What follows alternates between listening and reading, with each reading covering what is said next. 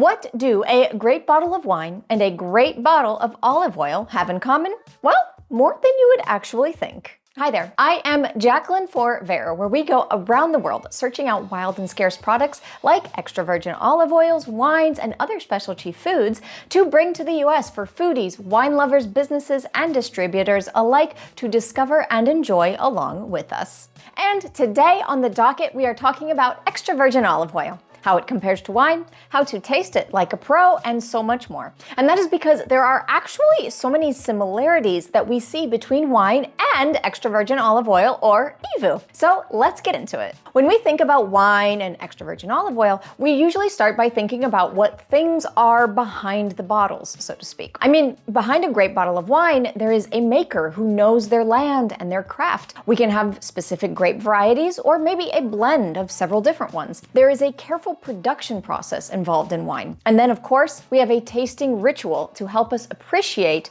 what is in our glass. And when we look at the larger picture, extra virgin olive oil is actually really similar with just a few variations on the theme. So, what goes into a great bottle of extra virgin olive oil then?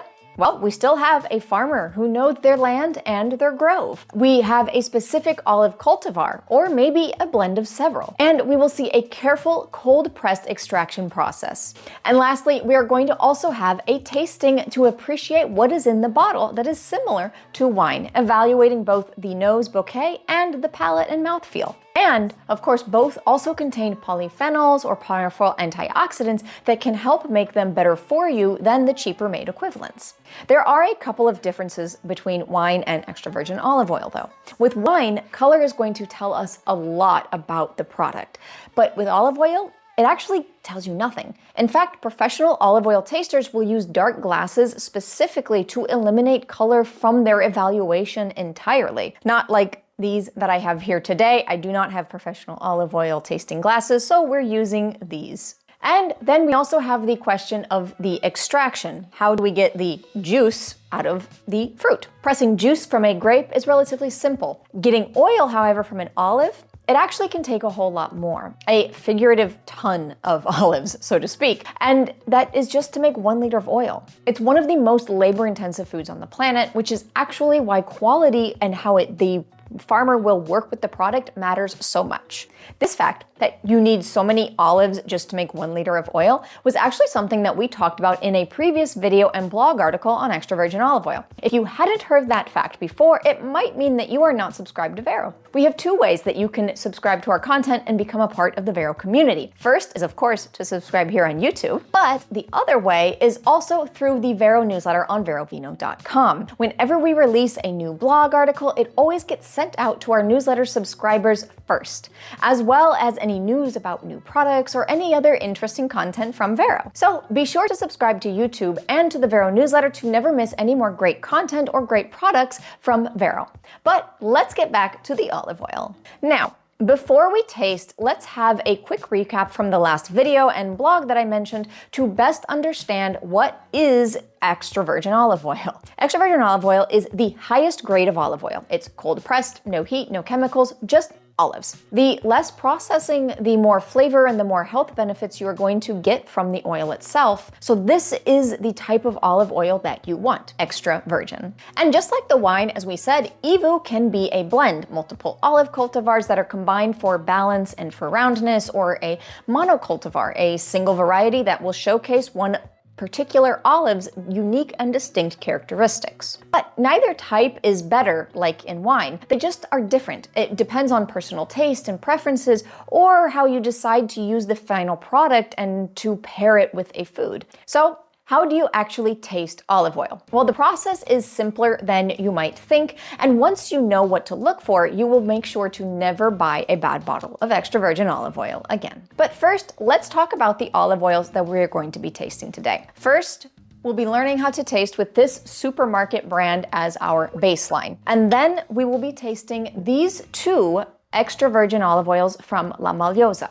It is a small, organic, and biodynamic farm in Tuscany. And these are quite delicious, as I have tasted them before. All right, oil number 1, our supermarket EVOO. This is going to be your standard, widely available olive oil. There is nothing wrong with it for what it is. It gets the job done for everyday cooking, where subtle flavors would be lost with heating. In fact, this is my bottle from my kitchen that I use every day. Oil number 2 is going to be our La Maliosa Aurinia. Aurinia is a Tuscan blend of 4 native cultivars: Frantoio, Lencino, Moraiolo, and Pendolino. It is a great overall extra virgin olive oil. It's well-rounded and blended thanks to all those different types of olives. And finally, we have oil number 3, our La Maliosa Caletra. Caletra is a monocultivar made entirely from one rare Tuscan olive called Lecco di Corno. This is going to be a more intense and expressive oil because of the olive and cultivar itself. So now let's talk tasting. I'm going to show you how to do so with this basic supermarket olive oil. All right, so now we have our supermarket olive oil here. Now let's focus on the technique. We ideally do want a small dark glass, so just pretend like you don't see the color here so it doesn't influence you. Now we've poured a small amount in our cup and we are going to kind of cup it in our palm like this and cover it. This is going to help warm it up, and this will help the aromas to be released. We'll move it slightly in the glass, keeping it covered with our hand to help concentrate the aromas and cupped in the palm to help heat it. Now, once we've done this for a little while, I've been going a couple minutes now, we are going to slowly uncover and smell.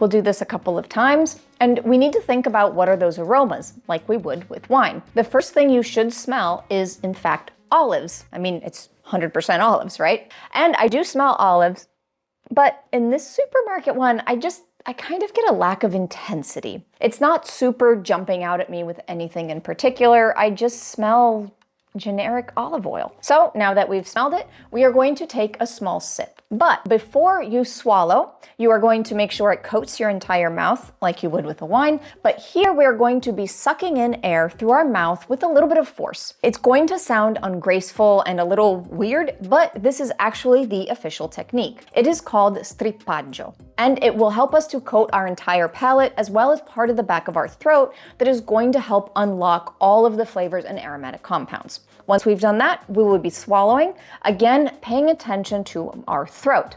I may cough, but this is a good thing and that's okay. That is the polyphenols, and the more that we cough, the more that the antioxidants are working. And that's that tickling feeling we're going to be feeling in our throat. In this case, this coughing is a complement to the quality of the oil. So let's give it a try.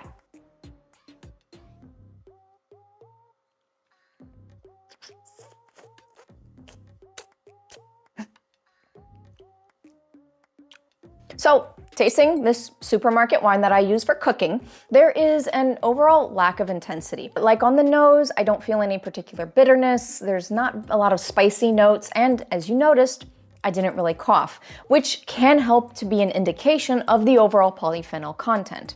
Now that we have practiced with our basic grocery store olive oil, let's try some of the good stuff. For Aurinia, this is our cultivar blend. Let's give it a shot.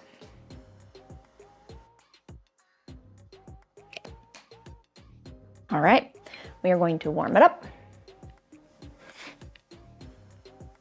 We have here Aurinia, our cultivar blend from Tuscany. Wow, oh my gosh. On the nose, there is a huge difference in the intensity that comes from this. Again, I smell the olives right away, but there's more of like a little bit of an artichoke smell and definitely some herbaceous notes coming through. That's a great smell. Oh my gosh, I can already imagine this drizzled over some food. All right, let's give it a taste.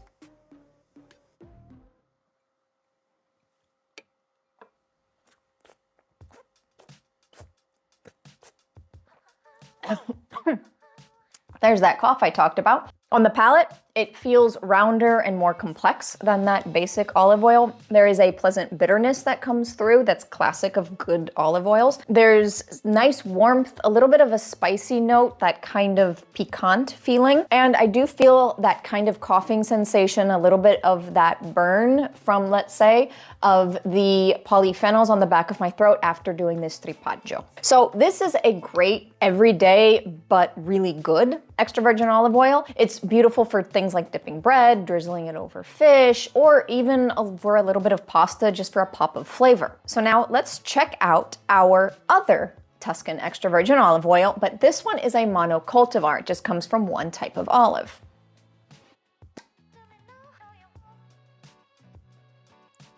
All right, so we have our Caletra. We're warming it up, and let's smell.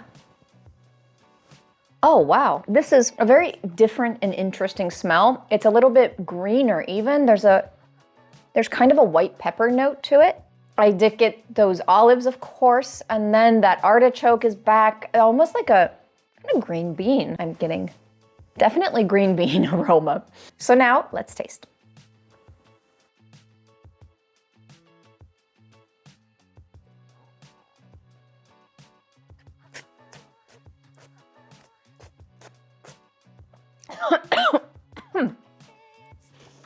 Oh, that cough is real. Excuse me. And that is exactly what we want to feel. Those polyphenols hitting the back of our throats. So on the palate, there is a nice, bold, kind of artichoke-y bitterness to it. There is that really strong, piquant, spicy note. It's not spicy in the same way that we think of hot peppers, or we think of like the kind of cinnamon type flavors we might find in a wine. It's a different kind of spice that's very unique to extra virgin olive oil. And it's in this way that it's actually kind of complex in the aromas and the flavors that we're feeling on our mouth. It's a great finishing oil, I think. So it's going to be great used over raw foods where it can truly shine. So think over like maybe some vegetables in a pinzimonio, or even just as a drizzle over like a grilled steak. And of course, a salad and just really good bread. I think anything that allows those amazing flavors to shine. And I will say the intensity on this is going to mean that a little bit goes a long way. We're not going to need more than a drizzle to add flavor to our dishes. Now that you know what to look for, we really encourage you to go and try a quality extra virgin olive oil like one of these two here and experience the difference for yourself. Both Aurinia and Caletra from La Maliosa are available in the Vero shop at verovino.com, as well as a few other EVOOs that you can give a try. The link is in the description below to the Vero shop, and you're going to be looking for the extra virgin olive oil category. You can order online to have us shipped directly to your door, or if you're a business like a restaurant, specialty food shop, or a distributor, we also work with trade clients, so please reach out to us directly for wholesale pricing. So thank you for joining me today. I hope you enjoyed this little further exploration into the world of extra virgin olive oil. If you did, please leave a like below and be sure to subscribe here on Vero on YouTube and to the Vero newsletter on verovino.com to stay up to date on the latest and greatest. I will leave you with this video here for more information on extra virgin olive oil. Bye!